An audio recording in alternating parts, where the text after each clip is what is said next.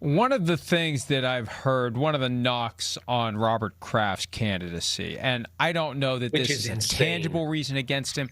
Well, his candidacy's insane, or the pushback against it's No, insane? against him.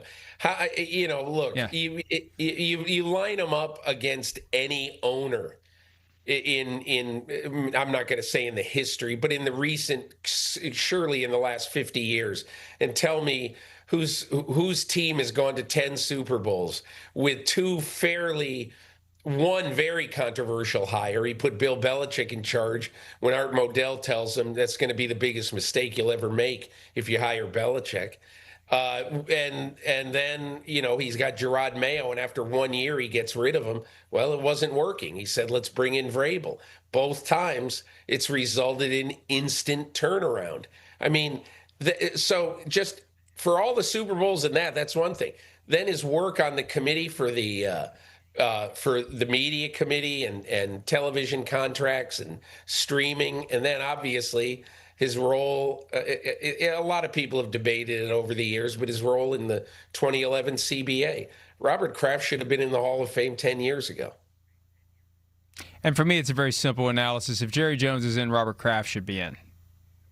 Period. It's a good comparison. The cases are different because Jerry Jones basically became a volcano about the way the NFL did business. So people who compare the two and just say, look, Jerry Jones 3 Super Bowls, Robert Kraft 10, it isn't that. It's very different. But you're right. If Jones is in, Kraft's got to be in. Well, and the knock that is floating around out there is he's been politicking to try to get enough votes, and he's got PR people who are working the voters. I've never been a voter, and I never will be, but I know enough of the voters to know that the politicking happens for everyone. Like, this isn't some unique development. The politicking is nonstop. I've been in the middle of it. I've had voters want me to have them on the show so they can make the case for one of the guys that's up for the Hall of Fame. Yeah, and look, Mike, here's the whole thing about politicking, and I saw it all in 32 years as a voter. It used to be very uncommon, and then it just got to be nuts.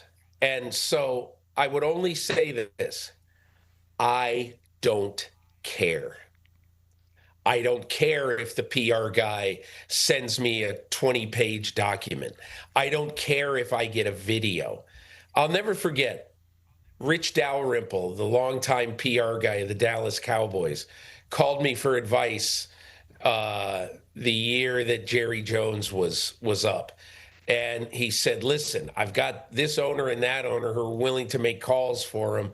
Who should I call? What should I do? I said, don't do anything. Don't do anything. Because all of that stuff, and I've told people over the years, and Rich did nothing. I don't think he did anything. Because what it does over the years is it makes voters think that it's a pressure campaign. And there have been pressure campaigns. And early on with Kraft, there were a lot of people. I took phone calls and how can you not vote for this guy and everything. I said, you're calling the wrong guy. And I don't think you should call anybody. Just let the process happen. Let it be. And so for a long time, and I don't know what Kraft is doing now, but I just think it becomes a pressure campaign that can rub some people the wrong way. Has it in this case? I've never asked a single voter the question when I was on the committee, so I don't know. You'd have to ask them. But I think it is overkill, and it's a mistake. Hi, it's Mike Florio. Thanks for watching PFT on YouTube. Hit subscribe for the latest news and analysis from Pro Football Talk.